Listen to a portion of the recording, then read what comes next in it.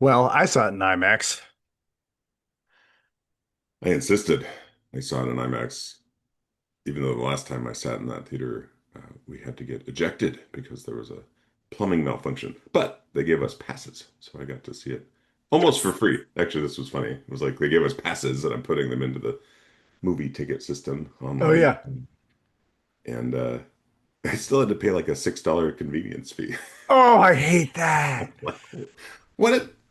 Ah, these It's are so, my guest convenience passes. Anyway, oh, it totally is. I know, right? Shouldn't this be convenient? This was the, I was already inconvenienced. Why you inconvenience me a second time? well, here we are on Totally Classic, me being Andy Swindler. And me being Brendan McNamara. And today we are talking about something perhaps more lighthearted, although I guess it's funny given the history of this particular piece. It's not Yeah. really lighthearted at all, but lighthearted in the sense that it is rare that we make pop culture the center of our focus or our question, and Hmm. particularly for me, because I don't we don't usually talk much about your background, Mm. uh, critiquing film, making film, Yeah. being in the film world, and I certainly have benefited greatly from that. Many of my favorite films were ones you introduced me to, or ones that Yay. maybe we discovered at the same time, but you Yeah, yeah.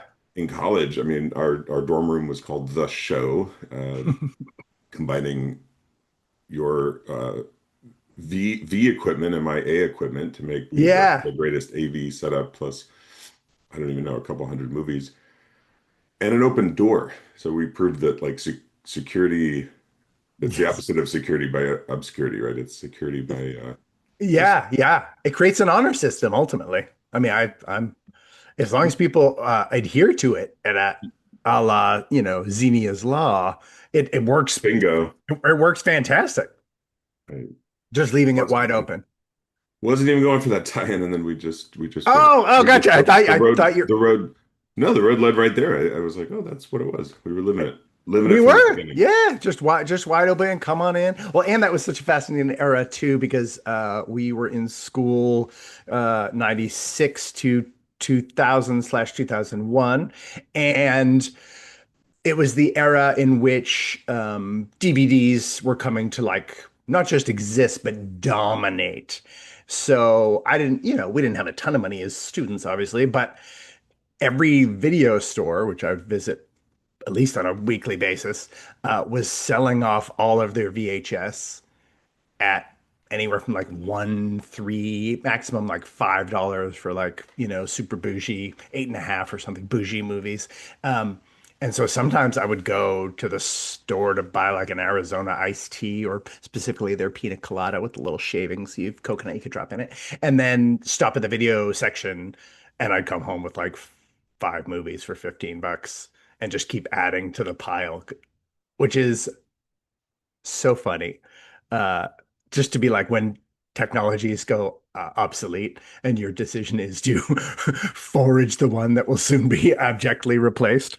But it was irresistible. I was like, do you understand? I mean, these are great movies. All these, Well, especially and indie movies, and like it was awesome. you introduced me to Basquiat, which is one Yeah. of the DVDs I still have because you cannot stream it. At least Yes. the last time I checked, it's Yeah, yeah. weird. It's been off and on a couple times. I think it's again off now, which is crazy. Well, considering exactly how like in the mainstream Basquiat, I pass a Basquiat t-shirt or bag or pin or sticker, I'd say 50% of the time I head out into the world. Well, and Like how like it's like a star-studded cast to begin with. huge. Maybe Yeah. Jeff, you're right, not so much then, but he has become like a Yeah. superstar. Now he's So like an like, icon. Yeah. yeah. So also interesting, I have this Star Wars mug because that was Ooh. something that brought us together. I remember we both showed up with Yes. the VHS, the trilogy. Although Trilogy. you had the widescreen, and these were both. Yes. Wait a minute, I think you had the original. They these I were think I not special edition. I think I might have, yeah, I think I might have gotten well, I know I had at least at some point during that tenure, the THX widescreen like remasters, which came out maybe just a year prior, I think, to the special edition ones. So Right. I think, but I do think they were the last available like full res, widescreen versions of the pre-messed with trilogy. So it was Right. like the OG version, no extra Java, all that sort of stuff. Yeah, very controversial for anybody who checked Yes. that. So much Nerd. so that I think the Library of Congress is still asking Lucas for an original cut, and Oh, he refuses wow. it. He's like, no, I could no. have The saved, special edition was the one I always wanted to make. Yeah. no, I could have saved the country had I just held on to that. You know what? I would have saved the nation's cultural heritage. Yeah, so I used to review film as well in that era. I worked for a magazine called You Are Chicago. That was a film through a distribution network. We had about 500,000 readers. And so, yeah, I missed so many weekends in college doing junkets and flying out of town and whatever. Not that Northwestern's a crazy party school, but I missed a lot of fun times. Or at least I sort of always had FOMO when I came home and you're like, you guys did what? That's so cool. But one of the cool things was I have interviewed Christopher Nolan, who directed the Odyssey, which at least we'll be talking about his adaptation as a route into today. But I got to interview him for his second film, although I would say debut, like meaningful film, Memento. I think I actually talked to him one other time for Insomnia, if I remember correctly, which I did not like. It was just one of those instant remake movies where I was like, this just came out on DVD here in the United States. Just watch the original. It's great. Um, but yeah, so that's how long he's been in the business.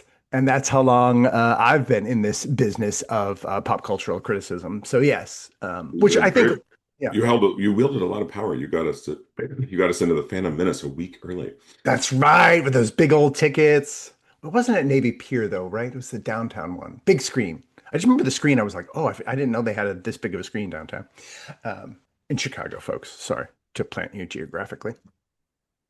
But yeah, so I do. I love talking about this, and I was just saying offline that like my background in cultural criticism, I think, has made me especially adept and or exhausted by the modern post-internet culture that pretty much uses the techniques of criticizing art to criticize everything now, from politics to social movements to gender to whatever, just flipping everything, walls. And it kind of takes the tools of that because I think cultural criticism in terms of like cultural output, not the entire way of life, just like art and whatnot, everyone feels comfortable reviewing. Like everyone can walk out of a film and talk about what they liked and didn't like, But if you walk out of like I don't know, a discourse on engineering, you might walk out and be like, well, he seemed nice. You just like wouldn't, I think people wouldn't perceive that they have I was like, I don't know enough about engineering to know if anything he said was good or not. I don't know. It sounds neat. Whereas once you put on the like pop culture or deconstruction lens, I don't know. In some ways, I think it's cool because then anyone can talk about anything comprehensively, maybe not saliently, but certainly comprehensively. So, and I think it's funny because that's ultimately what we do a lot on this show. And I think we try to introduce more rigorous methodologies as well. But I think we're playing art criticism every week or every other week. Sorry. Well, and this show's criticism stretches thousands of years because we've decided to frame the Yes. question as, is Odysseus a hero? Hmm. Which obviously is motivated by Christopher Nolan's recent movie, um, but really is addressing this character that has Yeah. existed for a long time and been perceived and translated and critiqued and analyzed Yeah. countless times. And I come here having actually never read the Odyssey, and I was forgiving myself in that, saying, well, it was originally an oration. And so hearing it in a movie Hearing it, that would is be OG. Yeah. that's probably how he originally intended it, was in an IMAX theater. Yeah, exactly. That's what he always figured. Yeah, well, you're right. It's translated into two different cultures, or really even almost like the continuing adventure. But I've always found that actually it's funny. I remember learning this too, that like the Iliad and the Odyssey and like the sort of like Roman and Greek or the Latin and Greek-y versions of it. And they're like, oh, was it another case where the Romans were just ripping off the Greeks' entire mythological structure? Because they were like, oh, we like that. Romans were like fascinating cultural appropriators, where anything they found that was worthy, they were like, okay, cool, that's part of us now, which is really such a smart. I mean, I don't even mean that as like, oh, those tyrants. I was like, no, that's a genius way to do it. You don't The just Borg conquer. approach. Yeah. Yeah, it's just like, yeah, exactly. Assimilate. And there you go. Now we're great. Now we use that. We use that's useful. That's not. Chuck that out. But yeah, the story has lasted for a long time, and I think your question this week is so good because it focuses in on again this deconstruction instinct in our modern moment. We're very like wrestling with postmodernism. What if nothing is true? What if there is no such thing as a hero at all? Because if there's no objective morality, even in Nolan's version, if there's no objective morality, there's no lack of heroism. But then at some and then at the same coin, then there is no heroism. So, whereas it almost seems like a ridiculous question, meaning like Odysseus is like an archetypal hero of heroes. Like he is a hero type that thousands, maybe probably tens of that, maybe hundreds of thousands, looking at self-published or unpublished works, hundreds of thousands of heroes have drawn on Odysseus in works of art to be like this type of hero. Especially, of course, anytime anyone goes on a journey, even look at the Toy Story movies or whatever, which tend to be like, oh no, they have to go away and come back, right? This classic The hero's journey. Greek thing, the hero's journey, yeah, in that very like Greek centric sort of way. I mean, even that has to reference Odysseus and is Woody, a form of Odysseus who, like, through deception and trying in some ways to subvert his second in command or his new friend, as he struggles to get back, because that's the only thing he cares about is getting back to Andy. Andy, Andy. No spoilers. I think I've missed the last two Toy Story movies. So yeah. Oh, dang. Well, yeah, sorry, guys. In Toy Story 1, yeah, and 2, they get back to Andy. Sorry. So you had Somebody 30, was, it was, 30 well, years, I'll guys. mention one other thing about how I was looking at this, and I thought, oh, I'm gonna, look up some of these feminist critiques and academic critiques and whatnot. And no, I Yeah. ended up on Reddit, which, as we were saying, has its own merits. Yeah. It sometimes cuts more to the chase. And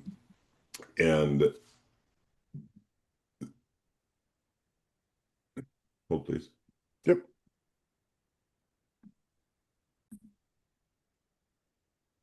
Well, there you have it. Sometimes I cheat and I press pause because I, I didn't get enough sleep and I had something really amazing to say.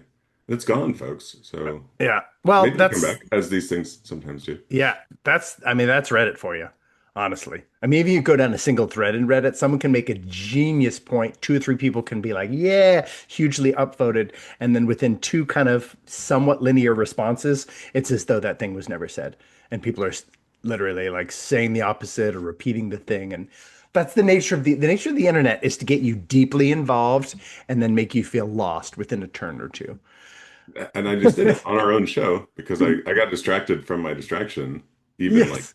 trying to remember what my distraction was. Yes. Oh, yes. Now, granted, this has happened to us in our conversations since 1996. Although I think that's one of the reasons one of us always ends up being like, oh, wait, what was I saying? And then you're like, oh, okay, well, the linear part we were following was 4 turns ago and two and a half, three subjects ago. We'll usually have some, like one or the other of us will be like, remember what was the last thing we were talking about before you started talking about that to clue yourself in, almost like an ADHD, like mutual watchdog society.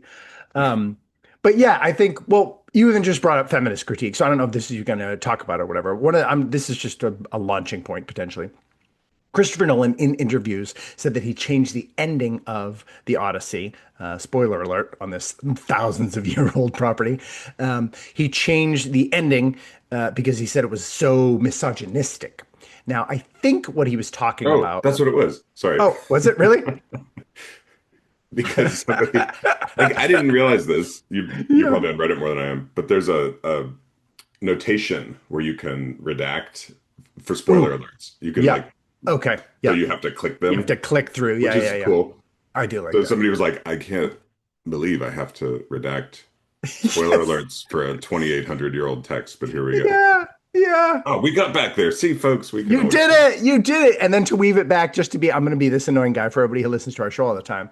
So that this is how old the flipping Odyssey is, right? Odyssey is half as old as gender, meaning biological sex. That's how old this is. Which, and I say that somewhat jokingly. I mean, it's accurate, but it's also, that means reconstructed language means that as far as we know, the first time human beings ever put to language that human beings fall into types, begetting and birthing, was only 3,000 years before this epic was composed. So us getting a sense of our set, like, I mean, God, obviously in the span of all time, it's non-existent, really. It's just like, it just doesn't really even matter. But even for our time, like, that's pretty dang recent, y'all.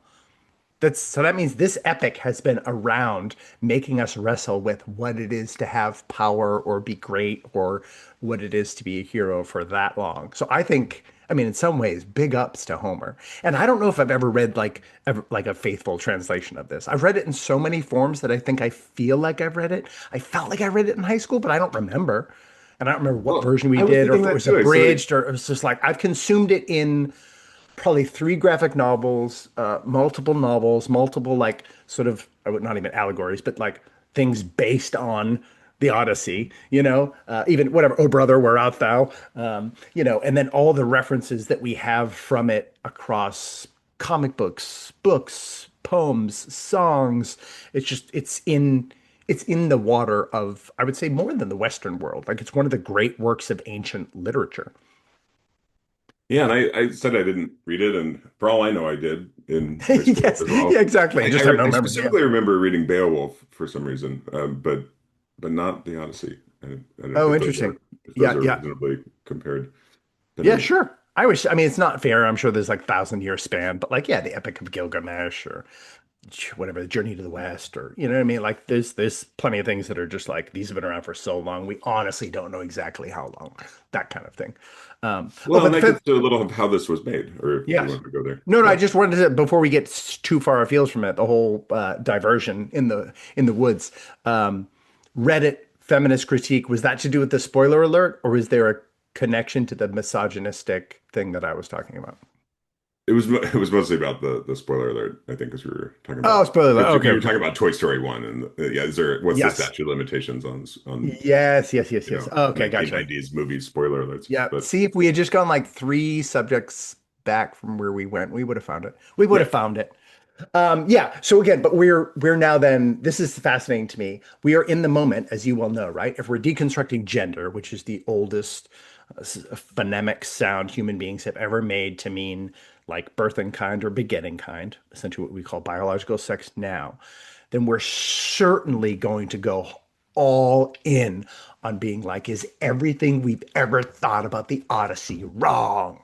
Right? It's inevitable, because this is we've talked about this a million times, but if everything else is under gender in terms of kind, gender bred genus in Latin, which means the kinds. So it's the kind that's so stable. All other kinds in human understanding are built on the stability of that kind. And we're like, the most stable kind, who knows? Who knows if it's even real? So this is so fascinating. We're now in the era where like, yeah, is he a hero? And no, and I got to tell you, no one's going to see this. Well, I would say some literature people will be like, I mean, there is no hero without Odysseus in the modern sense. So it's a ridiculous question. But everyone would understand this question. And I think so many people are wrestling with it. And even Nolan talked about wrestling with it when he said this sort of finale of it, spoiler alert, was misogynistic in the original text. But I sent you the interview he did with the like Chinese philosophy student, who basically just did one of the better film interviews I've seen related to this property, by the way. And the algorithm has been shoving stuff about this down my throat for like 4 months. So uh, the ending is misogynistic from his interpretation of what a hero is, which I think is fascinating. Now, here's spoiler alert, it's already been laid out. In this one, he comes in and slays the suitors.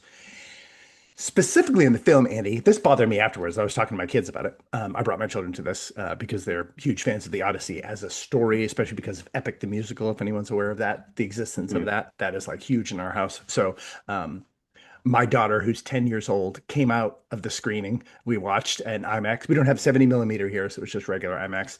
Um, and was one of those old people and lit into the like 7 to 9 things that he changed about the text, the source material that were just so inappropriate. Like she couldn't get over it. She was like, that movie was terrible. She was like, the movie was terrible. They didn't do this, they didn't do this. There was like Calypso was this, Circe was this.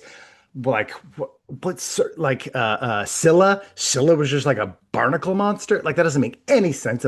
Like just you know what I mean? It was just not this like cavalcade of how Nolan had failed, which is very funny, but also delightful that she cares. But in the ending, Odysseus slays the Her suitors. her like TikTok critique would go viral, by the Yeah, way. it probably would. People are like, "What's this kid's? Is this kid on the spectrum? Aren't we all? Isn't that the point of the spectrum?" In the original, he comes home, he slays the suitors who have been violating Xenia's law for a year and a half. Although right on the edge, right? Because in some ways I feel like they were sort of led along. So it's a little, maybe perhaps a little unfair. We can get to that in a moment. In the in the movie, they very specifically highlight I mean, one of the hottest stars in Hollywood right now, Mia Goth, plays like this slave girl who's kind of serving one of the primary suitor in this case. In our house, we call him Footface, but Robert Pattinson. He is kind of serving him and probably hooking up with him, and so that is like a significant betrayal. There's a very specific scene then where Penelope locks Mia Goth into the room with all Yeah. the mayhem and the slaying, and then she just hides. They made a specific scene cutting over to make sure you knew that happened, meaning That she was quite should have clear. she should have been slain, and she was not slain. So that makes zero sense. Like as just as a filmmaker, I was like, that's him sort of like nodding towards the thing that he removed because I think he felt guilty about it, and because Odysseus in the book kills everybody who collaborated with the suitors, which is completely heroic from the thing I've been wrestling, probably 3 out of 4 of the major like hero traditions in the world. That's a heroic thing to do. Now, from a modern sensibility, he considered that misogynistic because you killed these women for essentially for being collaborators, but of course they're women in this society. So your assumption is that they sort of were compelled or coerced to do so, or they felt like they would be harmed if they weren't, which is to me, as soon as he said that, I was like, for the people who are really excited about the philosophy of this modern retelling, that's the to me that's a great jumping off point because you're like, wait a second, you're putting so many of your modern sensibilities on this. I never mind that he changed Xenia's law to like the biblical Christ's golden rule. I mean, for anybody Well, who's super into Greek philosophy, they would have been like, oh, and the philosophy student lady pointed that out. It was like, that is weird. I mean, even I thought that was weird. yeah, My kids that thought was that was confusing weird. to me because it was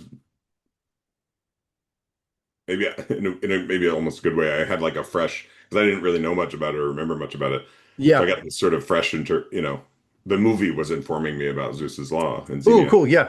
And so I read that as very much about like the emphasis was entirely on hospitality to strangers. Yeah. That's how I read that. Whereas That's it's yeah. really, well, correct me if I'm wrong, but the broader law is more reciprocal. Is that Yeah. Well, essentially, yeah. But then it's not. He translated it for a modern, like Christian informed audience by turning it into the golden rule, which is like do unto. He literally says like do unto others you would. That's not the law. It's literally just a hospitality law. If you were going to draw an act, he's not a Christian, so if you're going to draw over an actual biblical comparison, you'd compare it to the story of Sodom and Gomorrah, where like reprobation and lack of hospitality were central to why Sodom and Gomorrah was destroyed. It's not, it's Xenia's law was not the golden rule. It literally was just like, specifically about host duties and yeah, yeah, it's a, and I guess yeah, guest duties, which maybe they yes. reference that. Did they reference it in the movie that the suitors were breaking Xenia's law? Because that didn't Oh, seem like the emphasis. they And didn't nail it as much because they wanted to nail uh Ulysses or whatever, Odysseus, for that, I think more centrally.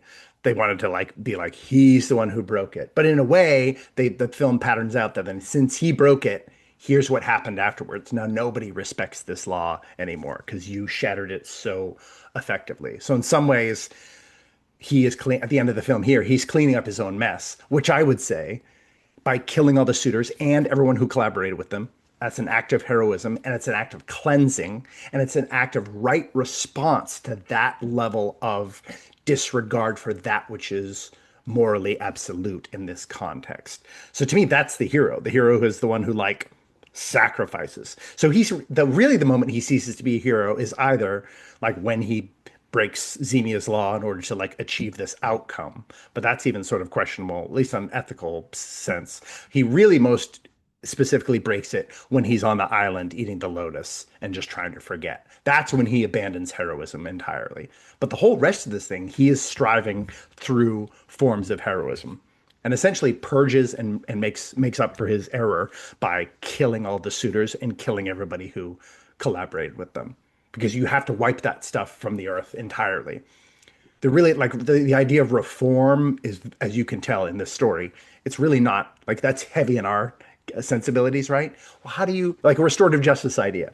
They're like, no, restorative justice is you kill everybody who has been unjust. You kill them all.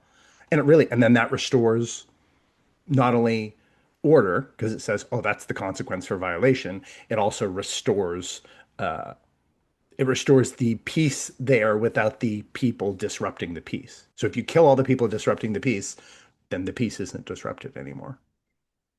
And that's heroism in a very reasonable classic sense. But I think in the modern sense, and Christopher Nolan talked about this, there's a sense of like you have to apologize. You have to somewhat, or the thing we've talked about, you have to parenthetical or apologize for anything. But the Greek hero celebrate is the celebration of greatness. It's way more Machiavellian or ends justifies the means than maybe in our modern sensibility. It's like, did you achieve the purpose of greatness, your telos? So his telos was obedience to Agamemnon, and then like obedience to the obligations of family or his kingdom, probably even more than his family. So that plays through Confucian Chinese heroism. It even plays through like West African styles of heroism where cunning and trickery, like the Anansi stories, totally allowable. I think that's what a lot of people don't understand. Is like throughout most hero protagonist creation, like how you do the heroic thing can vary. It's a little more loose, meaning like you'll have to suffer the consequences of doing it wrong, just like Odysseus did, doing it wrong. But ultimately, like if the purpose is achieved, then you have achieved your purpose, in which case achieving purpose or like fulfilling telos, even across all, or in West African tradition, restoring community, which is exactly what Odysseus does by slaying all these people who are, even for a while, like somewhat unarmed. Um, he then restores, oh, now there's a king, stability is returned, and I'm going to go take care of like my repentance or blah, blah, blah. You know what I mean?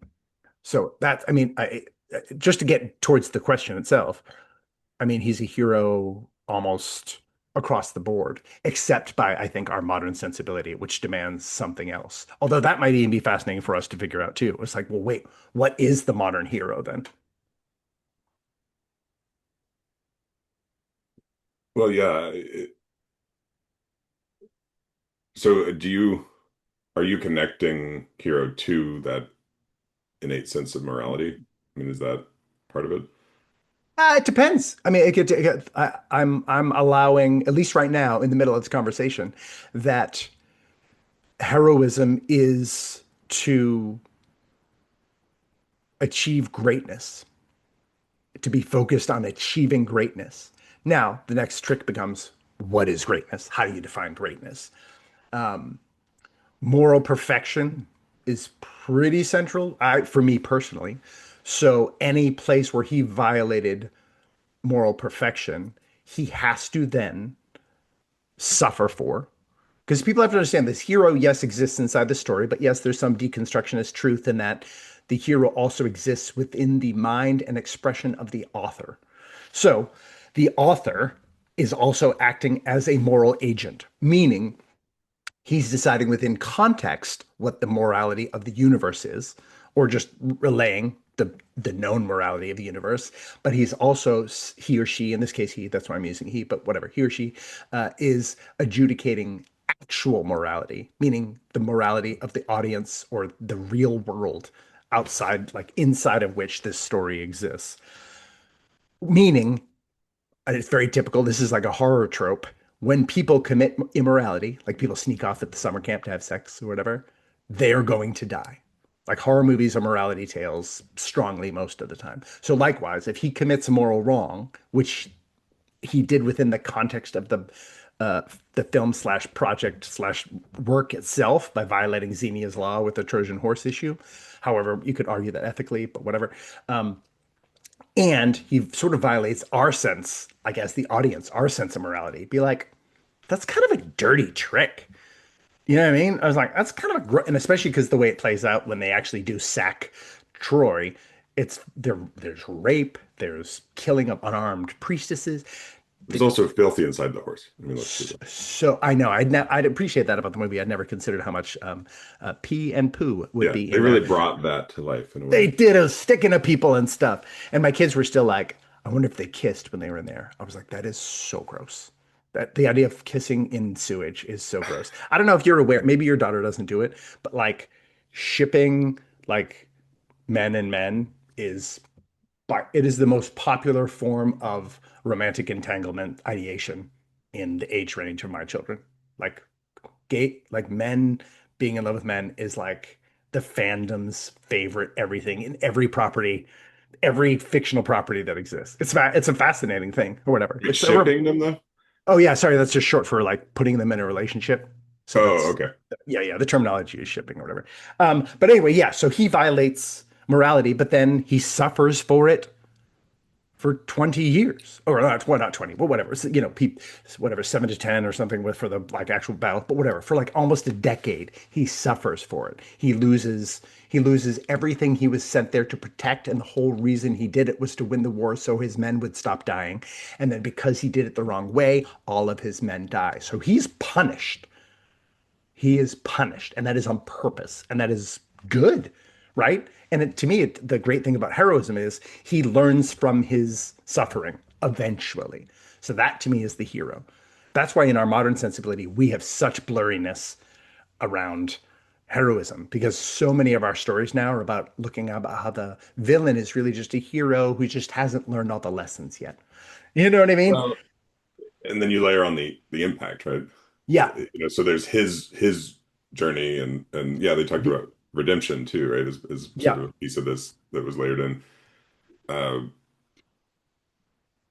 yeah, maybe I don't know. Is it possible to hold the hero's story and that then our central question as separate Yeah. from the impact? Because I think that's what gets layered on with the morality and everything else to say, okay, can greatness coexist with rape and pillage and destruction and like what did it take for him Yeah. to learn his lesson, which may actually bridge Yeah. us into the feminist critique and the patriarchy and that's a theme that's been up for us for a while. Yeah, yeah. Well, it's fascinating too because Penelope in this story is holding arguably the central, most moral and powerful position of anyone else in the story besides the gods. So you can see this sort of like, ooh, here's the feminist tilt. Like Penelope, at least in this Nolan version, is the closest to a pure hero, but she suffers in some ways far less than the protagonist of the tale. Meaning, like, oh no, she has to weave while her husband is gone. And I know that's sad, but like, she still lives with servants and, you know what I mean? She's doing quite well.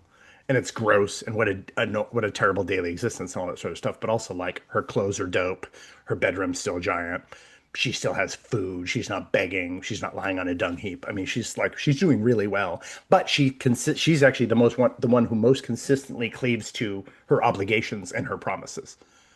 Like her thing is to like not let the kingdom fall apart, not let her son die, and be faithful to her husband. And I mean, she's in some ways she's almost too perfect in the lineage of the story to be a hero. Hmm. Because then it's just like I mean, Yeah. how It's is a like not hero? flawed enough. Yeah, a hero just like makes the right decision every time, or like Forrest Gump or whatever. You know what I mean? Like Yeah. bad things happen to him, but he doesn't really put a foot wrong too often. Maybe he trusts the wrong person. Like it makes for a sweet story, but Right. it's one of the reasons you're like, well, this is a naive, childlike. This is like a children's story for adults. You know what I mean? Which is fine too, because sometimes we want something. We're like, what if someone just like does the right thing? But that's looking towards God level, right? I mean, this is why Jesus got woven into the story. That's why the Jesus story has religious adherents, because you're like, no, here's a story of someone who never did it wrong. Other than that, there's no people don't say that about Muhammad. People don't say that about Buddha. They were just like, no, they reached understanding. And Buddha was like, oh yeah, you get to understand through suffering. Now, of course, everyone says that. Jesus says that too. But like, we have a strange expectation, I think, in the modern sense that it's like there's certain social mores that you cannot violate in modernity and still be called a hero,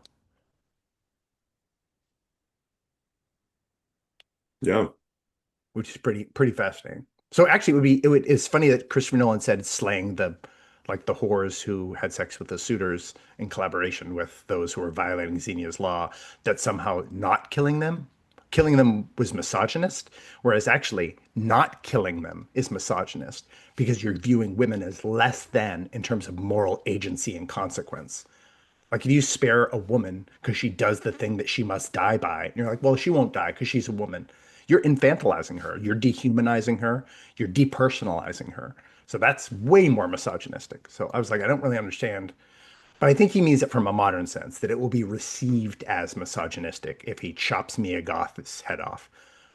I don't Well, think then, that, like you said, he transfers that responsibility to Penelope in a way, in a yes. subtle, not so subtle way, right? Because Yeah. she essentially didn't chop her head off, but she Yeah. locked her in a room where she Yeah. wasn't gonna do well, probably. Yeah. But she has to die. I mean, just in the morality of the story, she has to die. Like she can't suffer the like 2 hours of discomfort. You know what I mean? That doesn't make any sense because she's violated her obligation and fealty to her queen, which is, I mean, that enough could be a death sentence. But then she's collaborated continually, like with those who are violating Zeus's law as well. Like she has to, like it's ridiculous not that she didn't die. It doesn't make any sense. So then basically they leave that, as far as we know, they leave the rot in the kingdom.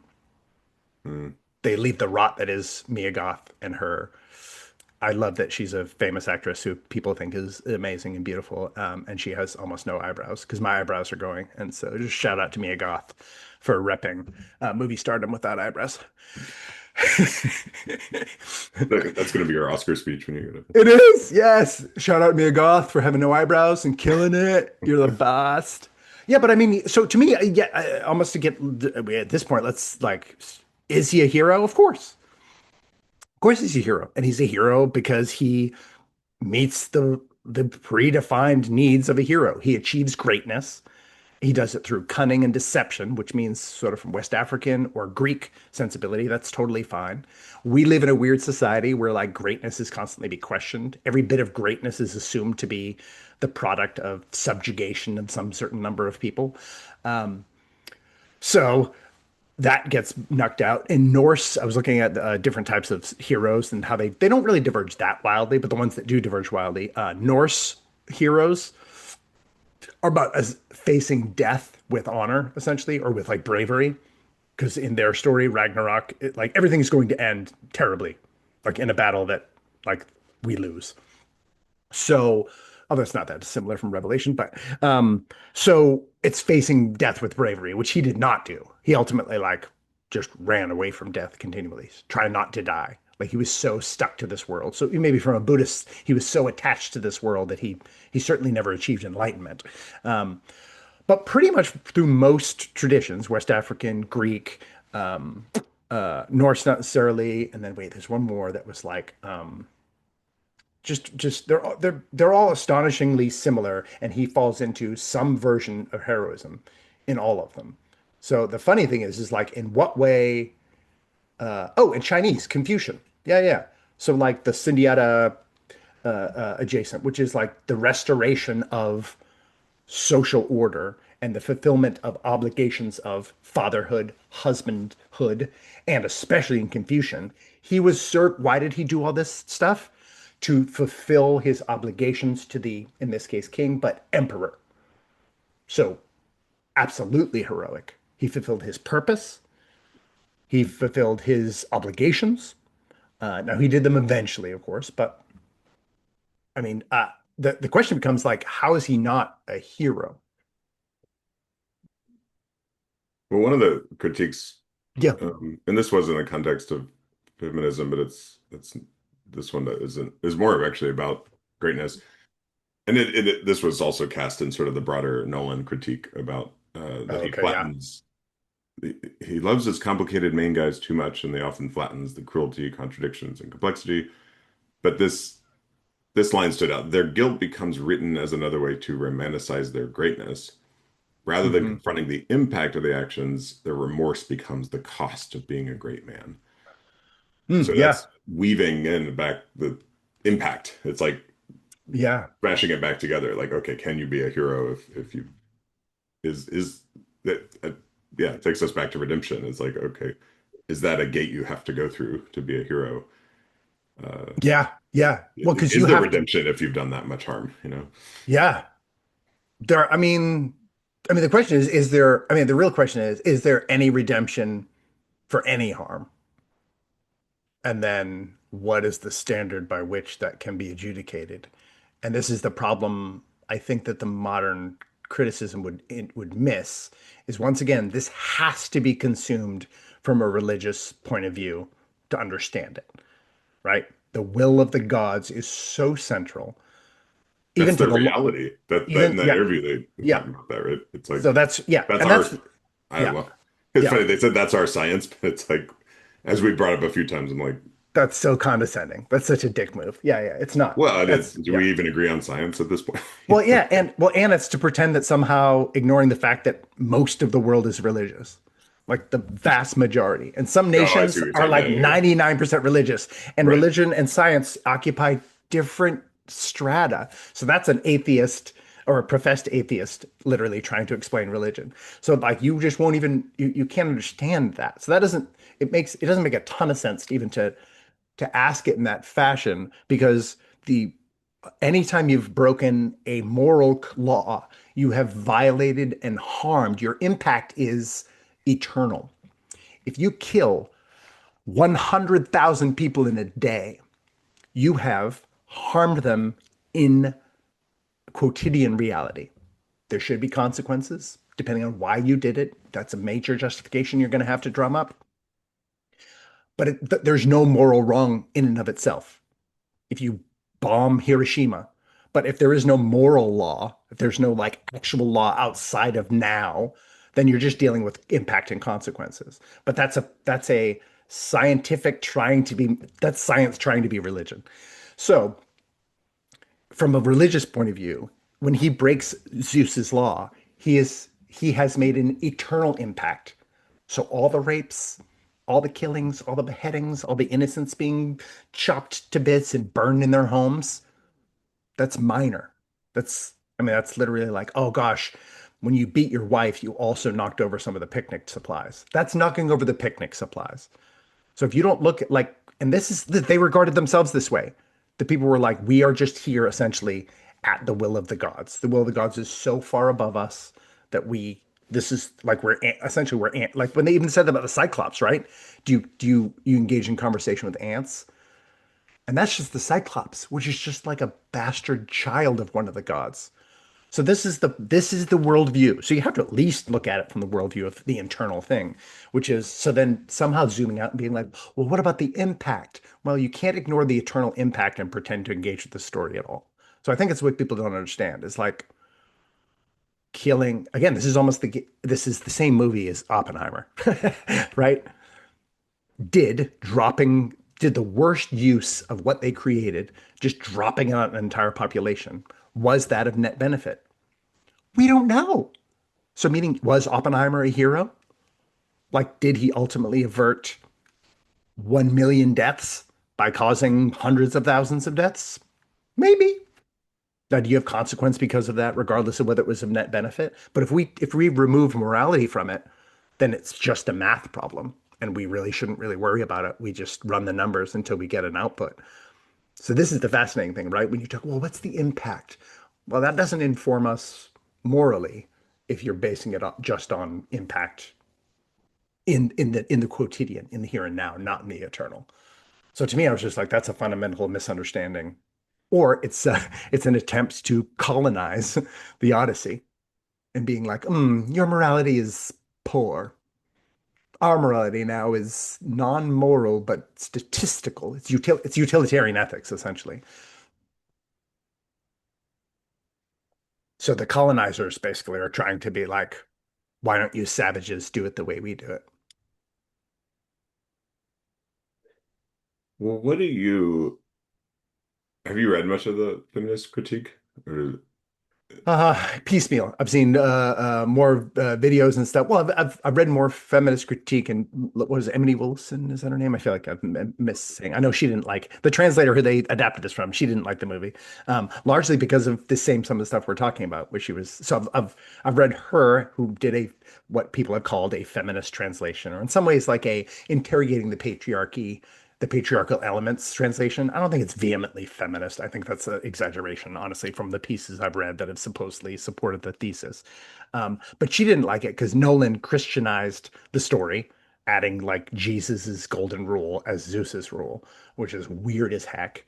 And then also make like sort of ignoring that like the that like an ignominious tragic ending for anybody living in any time is the norm.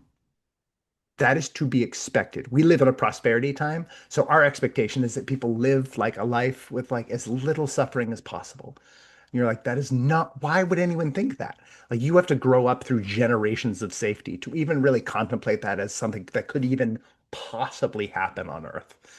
So then, when people die or get raped in this Greek, the tragic aspects of this epic, I they're seeing that from a like, yeah, it's like when you hear somebody like twisted their ankle.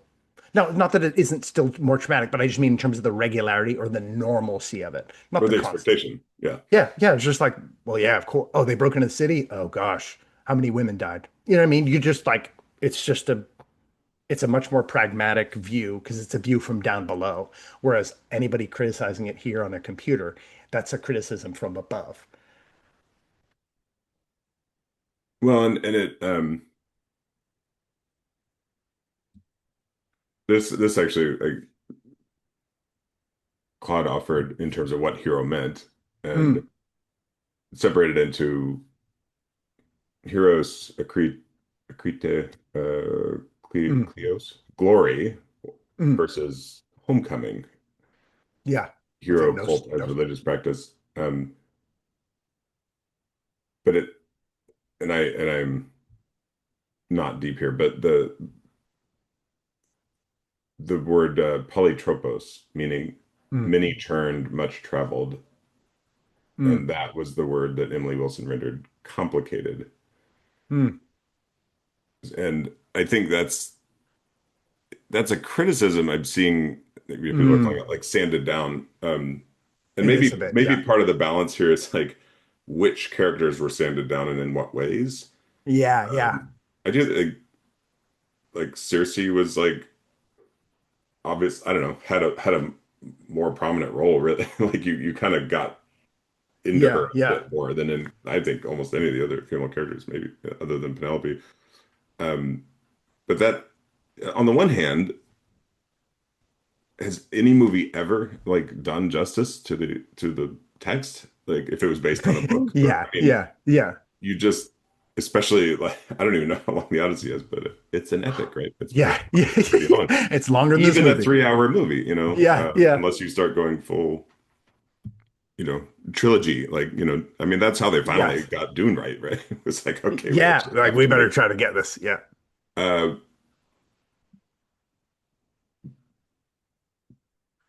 sorry, I just got distracted thinking about what a badass Zendaya is. But anyway, um, Dude, she's in everything. I've literally watched her in 3 movies in the past week. yeah. Dude, she's killing it.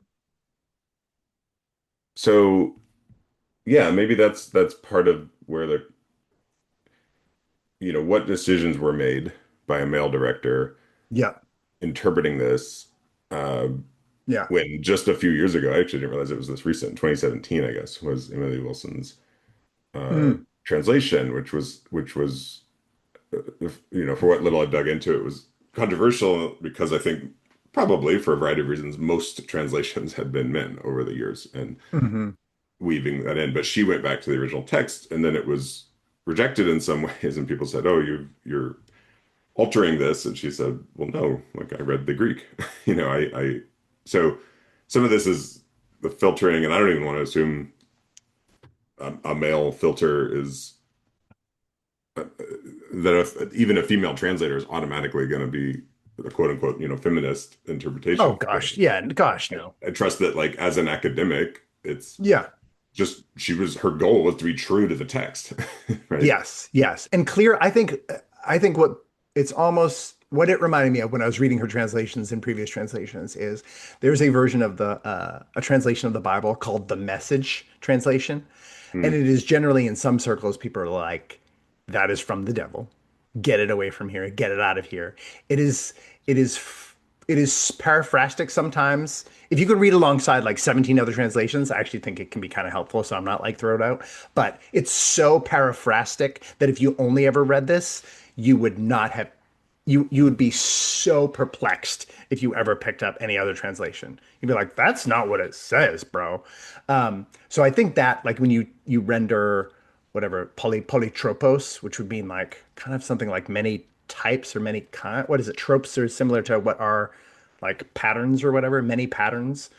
So multitudinous to me would be a way better translation than complicated. So to me, I was like, what I think she did is she was actually translating with a modern audience in mind. And I was like, can you be mad at her for maybe you're like, oh, this is dumber? You can because we're getting dumber as a society, less intelligent, less able to critically think, and we read at a lower level, at least in the US. So in some ways, you could be like, you're participating in the downfall of society. However, as a preservationist, which is also what a translator is, this is so funny, right? Is she a hero or a villain? Is she a villain because she simplified things that shouldn't be simplified because we should step up to the plate and learn complexity, and learn new vocabulary and new concepts and blah, blah, blah. We should grow.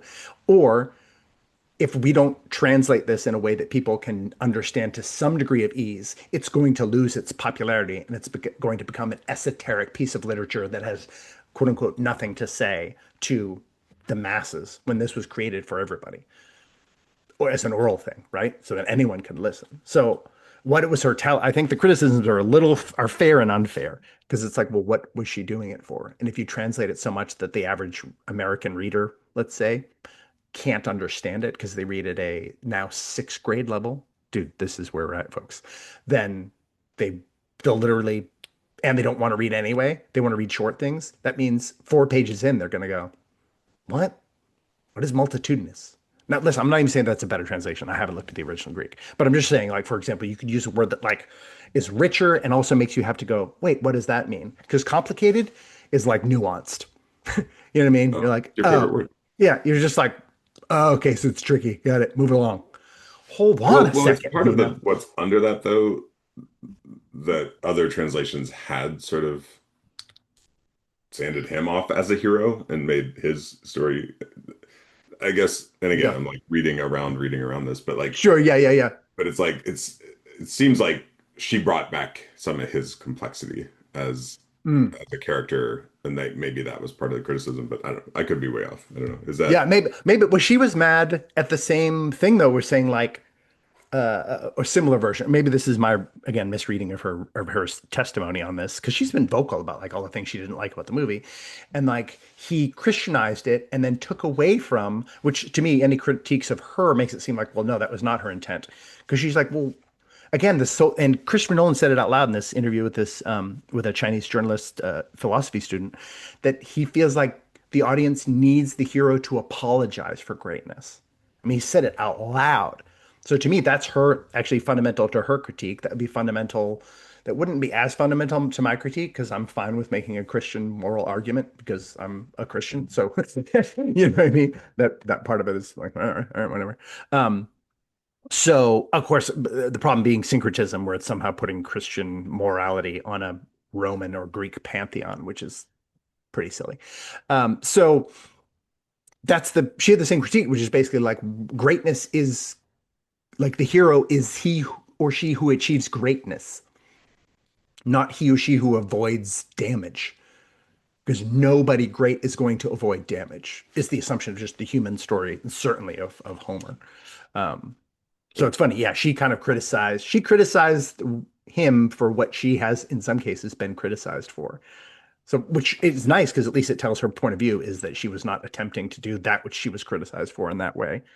Meaning, like, of course, he's also does monstrous things, but he does it in service of the grandness of heroism in a way, you know? And by the way, since we mentioned her a couple times, the Chinese philosophy student, I think, Oh yeah, yeah. Yi Yang, I'm not going to attempt to pronounce it, Zhuge. If anybody wants to Yeah. look that up. Yeah, yeah, yeah. She did a great job. Yeah, I liked it as well. She called him, what did she say? Are you the bard for civilization at dusk? I was There's like, some clickbait. I was like, There's that is some like some academic clickbait. Yeah, yeah, yeah. postmodern clickbait. Yeah, I was like, oh, well, now granted, that's very Chinese in its point of view, of course, but um they're very excited that we're a waning civilization. But I thought it was very, yeah, it was very well spoken and very just asking. And to me, this is the we talked about this offline, folks. Expecting Nolan to be one of the, I would say, one of the master directors of film, and actually, I think perhaps a tropic screenwriter in some ways that people find annoying, but I think a very good, if not great screenwriter. Expecting him also to be like a philosophical, like a highly intelligent philosophical human being, or like moral philosopher, ethical philosopher, I think that's a bit much. And maybe that even speaks to our problems with heroism, which is just like, no, you must be impeccable in all areas in order to just even be a human hero, which is, I would say, what inevitably arises when you reject religion is that then human perfection, like humans perfecting themselves is all you have left because perfection is ingrained in us, built into us. That is the demand of the human species. And without the means of repentance or substitutionary perfection, like through Christ, or surrender of all attachment to everything, like in more of the Buddhist, like perfection is essentially like releasing perfection, love, affection, doing good things in the world is like fine, but you don't want any of attachment. Like it has to sort of not. It's a form of essentially like surrendered nihilism. So without any of these methodologies, we're left with being like basically criticizing anybody who puts a foot wrong in order to try to like demand. I guess maybe for a lot of people, this is the difference between chasing perfection or the aim of perfection and quote unquote perfectionism, which to me is semantically so annoying. But I think that's how it's sort of being divided in modern culture. So is he So our next, perfect? so, No. Is he a hero? Yes. so our next question might be: is Christopher Nolan a hero? Yeah, exactly. Well, maybe one way to this is obviously reductive of feminism as a many many decade long, many movement long Yeah. Oh gosh. uh, movement, but I movement of movements. But anyway, one question that I think is central, and we have often agreed about the framing of dignity and agency as a, Hmm. I don't know, guiding lights, values, for it's helped us, I think, steer through some big questions.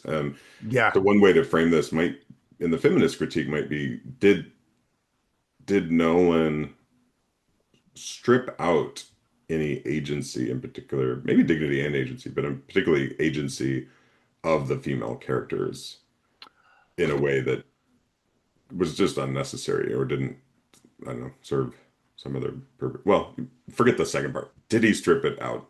Yeah. Yeah. I mean, I would say no, not really. I mean, you look at because agency doesn't. is actually specifically most relevant when there is imposition against your agency. So he didn't have anybody abandon agency. Well, except for Mia Goth. Again, by not punishing Mia Goth, that was the most sexist character in the story because she wasn't punished for her capital level transgression. So she was treated as less than human. Clytemnestra absolutely seizes the agency to take down the most powerful human being in the entire story. She plots it, murders him in his bed. That when he meets the king in Agamemnon in Hades, it's like, well, what do you mean? Because Agamemnon's the whole reason all of this occurred is in service to the King of Kings, the Emperor, the earthly King of Kings, which starts to tell you why cleaving to human standards, ethics, mores, etc., is inferior in this world and everywhere to morality, morals themselves. So, Clytemnestra, good example. Helen has her agency removed, but she's viewed in this as like a tragic figure.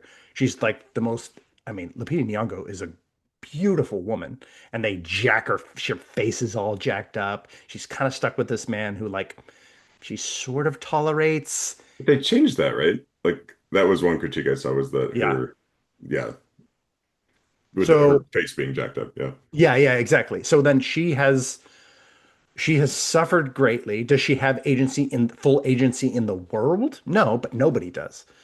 And then Penelope has full moral agency, even in a way that doesn't even make sense. Like after 2 years, you're like, I feel like even the people who wanted to take it would have just taken it by now.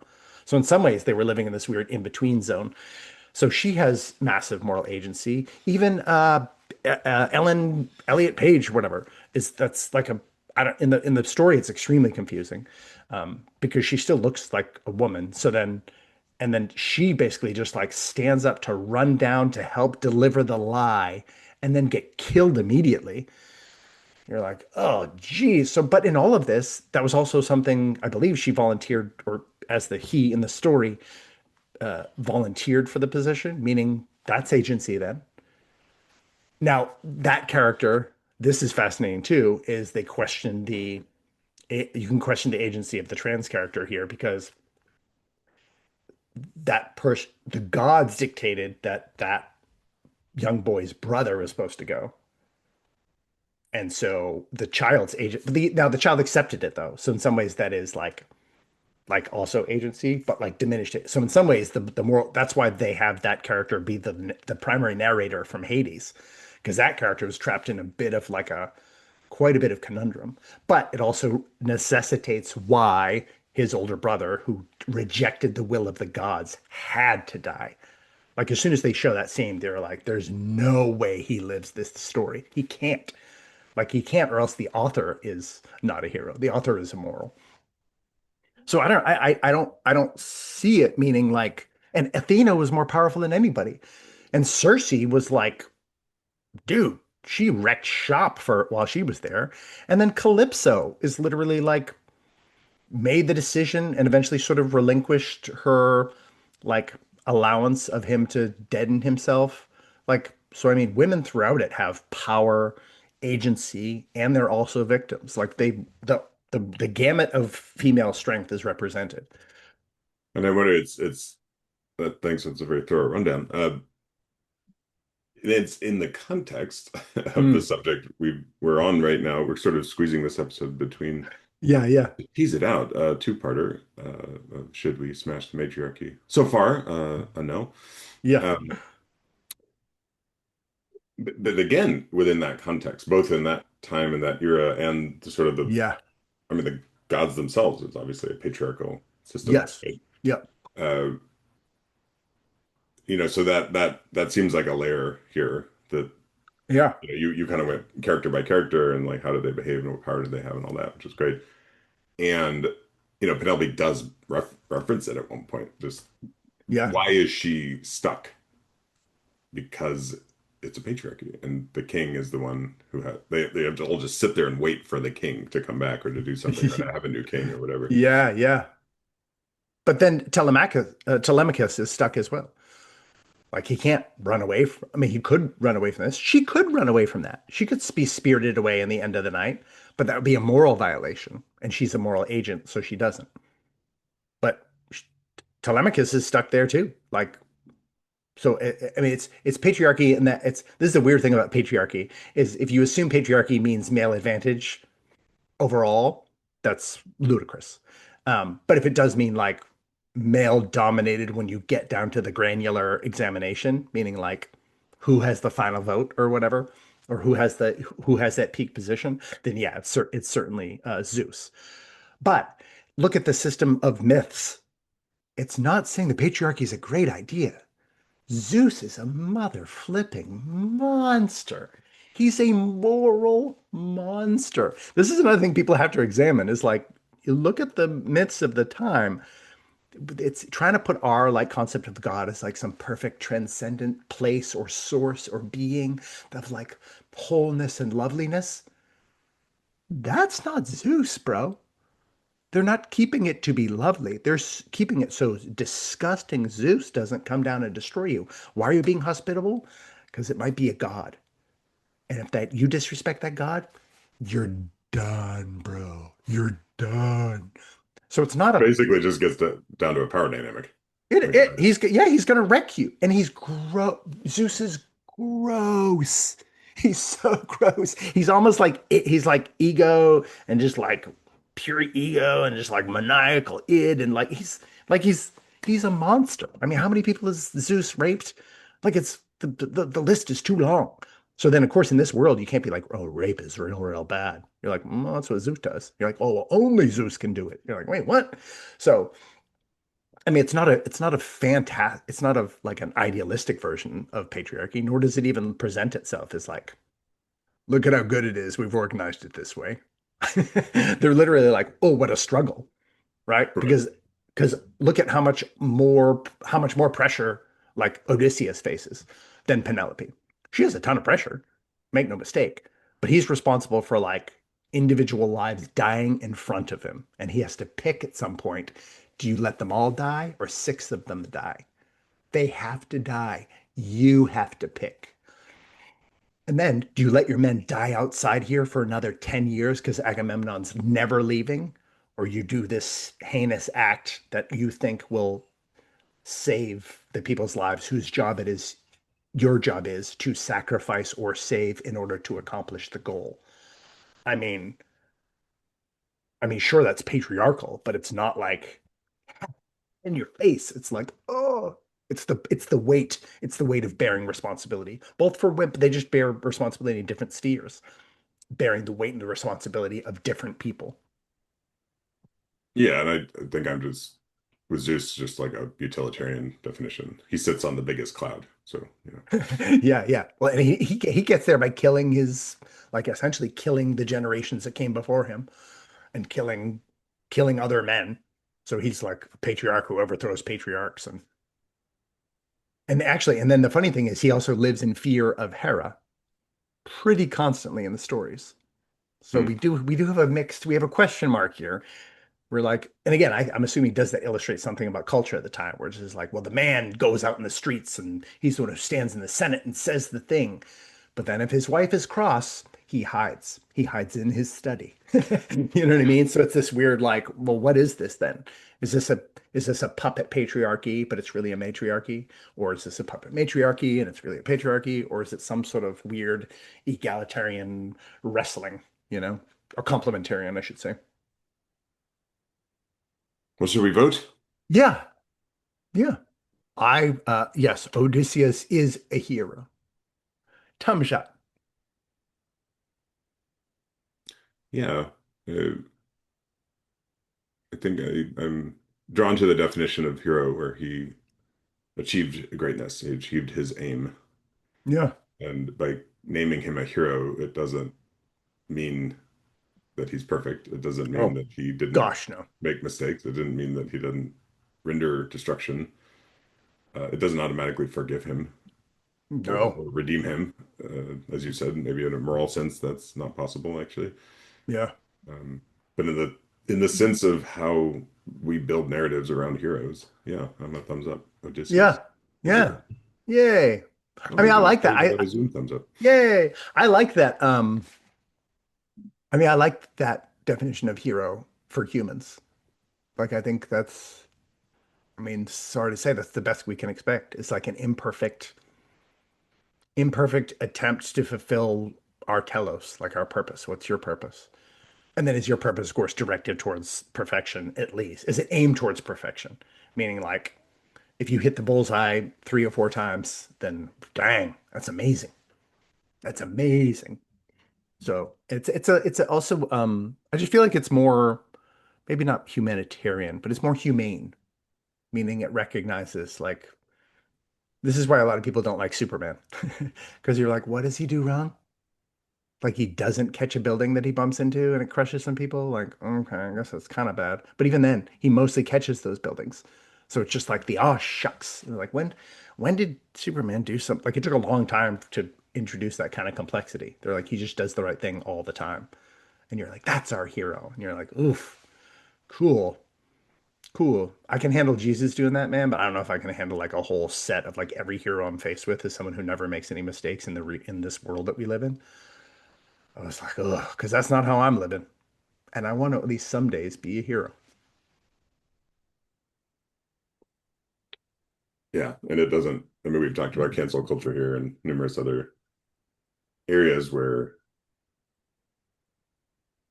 holding others to that level of expectation or perfection is a convenient way of avoiding looking at ourselves. Oh, off, yeah, very much so. Yeah. Well, and that cancel culture is so dangerous because then it's a variable system, which is unlike any other moral system in history. Like morals, you can learn the rules and then like figure them out, maybe figure out why they're good. You can reason about them ethically. But if you have a can't if you essentially have a moral system that's not based on morals, like it's going to produce nothing but tragedy. Like there's no heroism in maintaining a, a non-moral, ethically relative system. I mean, at least good luck making a blockbuster out of that. Well, one favorable nod here, go humans on the internet, as Yeah. this seems to be a healthy conversation. Yeah. I don't nobody's trying to cancel Nolan or it's Yes. actually like, Yeah. oh, let's like most Yeah. people I think even the ones critiquing it say, yeah, it was an entertaining movie at a minimum. Uh, Yeah. People tried to cancel it ahead of time. Like oh, really? people on the right. Yeah, yeah. I shouldn't. Well, I mean, whatever. People in that, I would say, general cohort. People on the right were trying to cancel it ahead of time. Some people had problems with casting Lupita Nyong'o just for like they're like, in what world would he not? Well, because I think he describes Helen, and they're like, that's not how he's described. So some of that, honestly, is just like book people who are Yeah. like my daughter, who are like, no, no, thank you. And I'm experiencing that. It wasn't even a ginger side. Do you know about the ginger side, by the way? Mm-mm. Okay, the ginger side is this phenomenon. If you look it up, it's hilarious of replacing gingers, red-haired characters, with black people when they're adapted into a new form or a movie. It's that this movie Wildwood is coming out later this year. I love the books, and there's a character named Brendan in it. And I was like, yeah, and he's a ginger in the book. Um, and there aren't a ton of Brendans in fiction, so I get excited. And now he's voiced by Mahershala Ali, and he's like a light-skinned black dude with dreads. And I was like, they did it again. So a lot of people were just like, she shouldn't be black. And actually, one dude, Matt Walsh, was like, she's not beautiful. And I was like, I don't know what world you live in, dude. I mean, she literally, my kids asked me the other day, like who's the most beautiful actress? So I was like, well, Lupita Nyong'o. And she has that slightly lazy eye too, which makes her like weird beautiful. Like she's gorgeous. So a lot of people were mad about that. And then people were very skeptical about why he cast a woman as this, like they thought he was going to cast Ellen Page's Achilles or something. And they were all mad about that. And honestly, his choice there has provided just, I mean, it's fast. All the dialogue that we're going through, tons of people are like, well, no, if you look at the film, it's actually a condemnation of the concept of transgenderism. And other people are like, no, it's a validation of the fact that the societal pressures against transgender people. I was like, by doing that, he dove in on purpose. The problem is also she's a good actress. So it's also not just like maybe he just thought she was awesome in the part. And I don't care. I want to play female parts. Like cast me as Harriet Tubman tomorrow. I'll be there. I'll be on set. I'm down. So like it also can be non-controversial, like as an artist. But yeah, no, people were predicting its doom for months now. They're like, oh, go woke, go broke. And I was just like, when you watch the movie, you're like, it's actually he Christianized it. So it's weird to be mad. But people also just want an excuse to be mad about anything because it makes them, like you're saying, they don't have to think about themselves and they feel superior. You just you just summed it all up. So on that note, I love you, Love you. and it's fun to bring out this side of you that goes so, so deep. I remember reading your reviews and your articles and hearing about your escapades and really enjoying that. And Well, and thank you for bringing this topic up. I think it's a good commendation to for all of us listening and us recording right now to go forth and be a hero today. Choose heroism. love you. Love you.